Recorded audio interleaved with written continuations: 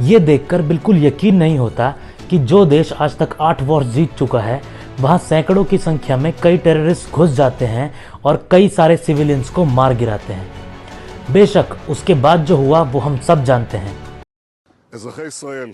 Citizens of Israel, we are at war, not in an operation or in rounds, but at war.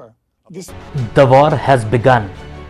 पर एक ऐसे time पे जब Israel और अरब countries के रिलेशंस सुधरने की कगार पे थे और इस बॉन्डिंग में इंडिया का भी रोल था, और एक ऐसे टाइम पे जहां दुनिया ऑलरेडी रशिया यूक्रेन जैसे एक बड़े कॉन्फ्लिक्ट से जूझ रही है, अब ये नया इजराइल पैलेस्टाइन वॉर किस तरह पूरी दुनिया और स्पेशली इंडिया को इम्पैक्ट कर सकता है।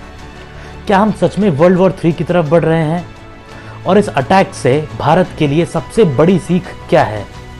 इन सभी बातों का जवाब पाने के लिए इस वीडियो को एंड तक जरूर देखें। चलिए मैं आपको कुछ फोटोज दिखाता हूं। ये है Bangalore to Delhi flight rates before Ukraine war, जहां पहले ये कॉस्ट 3-3.5 हजार हुआ करती थी, वहीं आफ्टर यूक्रेन वॉर प्राइसेस लगभग डबल हो गए। Same is the case with petrol and diesel. Russia Ukraine war के तुरंत बाद ही क्रूड ऑयल प्राइसेस एकदम से शूट अप हो गए।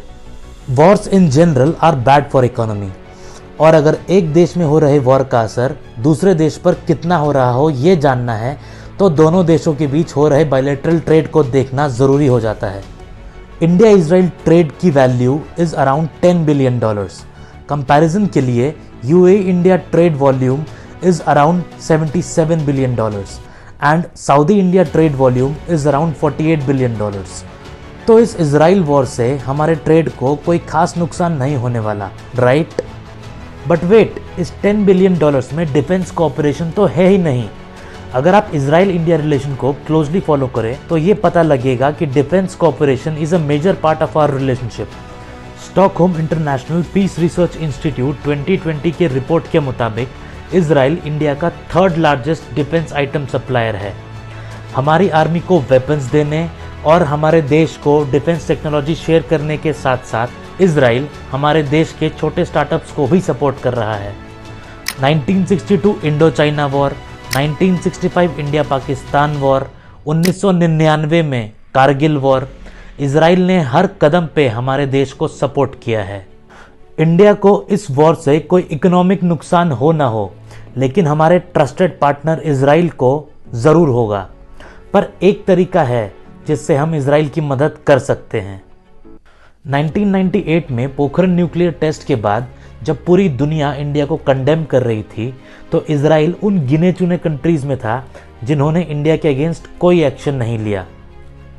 इजराइल ने दुनिया भर के इकोनॉमिक सैंक्शंस के बाद भी इंडिया के साथ आर्म्स ट्रेड बंद नहीं किया।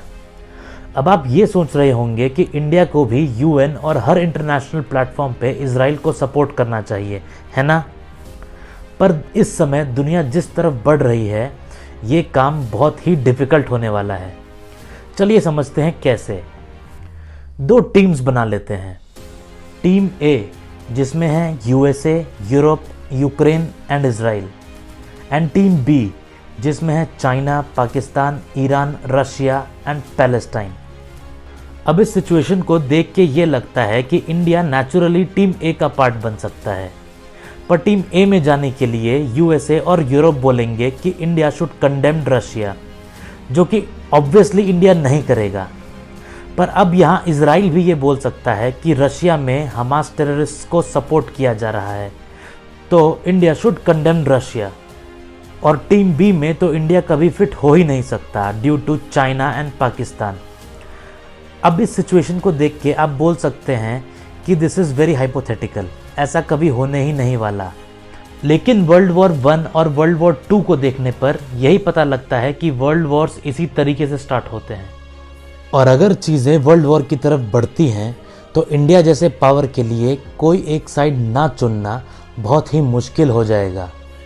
और अनफॉर्चुनेटली शायद नियर फ्यूचर में इंडिया को कोई ना कोई एक साइड चुनना ही पड़े।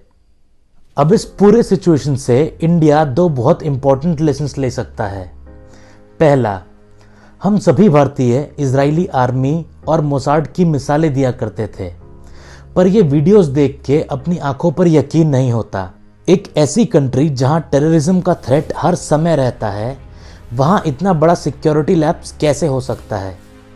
आप इमेजिन करिए कि पंजाब या राजस्थान के बॉर्डर के किसी गांव में कई सारे fully equipped, fully armed terrorist आते हैं और बहुत सारे लोगों को गोलियां मार देते हैं। It would be horrible. India के लिए ये बहुत इंपॉर्टेंट लेसन है। तैयारी कितनी भी पक्की हो, हम कितने भी एडवांस वेपन से इक्विप्ड हों, लेकिन जब बात देश की सिक्योरिटी की आती है तो लापरवाही की कोई गुंजाइश नहीं होनी चाहिए। और अब दूसरा लेसन, मुझे पता नहीं आप लोगों ने ये नोटिस किया कि नहीं, लेकिन यूएसए ने हमास अटैक के बाद ये बोला, We must be crystal clear. We stand with Israel. And we will make sure Israel has what it needs to take care of its citizens, defend itself, and respond to this attack. There's no justification for terrorism. There's no excuse. और ये भी याद करिए, मुंबई में 26/11 attack हुआ था। हमारे भी 170 लोग मारे गए थे। हमारे देश का भी वो वर्स्ट टेररिस्ट अटैक था, पर हमें कभी इस तरह का सपोर्ट नहीं मिला। हमारे लिए ये किसी ने नहीं कहा कि India has the right to defend itself. अब मैं ये नहीं कह रहा कि हमें वेस्ट के सपोर्ट की ज़रूरत है, बल्कि मैं ये कहना चाहता हूँ कि दुनिया हमेशा मजबूत के साथ खड़ी रहती है। और आज का दौर मिलिट्री और इकोनॉमिक माइट के साथ साथ इंफॉर्मेशन हेजेमनी का भी है। हमें दुनिया को ये बताना पड़ेगा और ज़रूरत पड़ने पर यह जताना भी पड़ेगा कि हिस्ट्री में हमारे साथ भी बहुत से अन्याय हुए हैं। बेशक उन चीज़ों को लेके अभी हमारे मन में कोई कड़वाहट नहीं है, लेकिन हमें आज भी सब याद है। जय हिंद।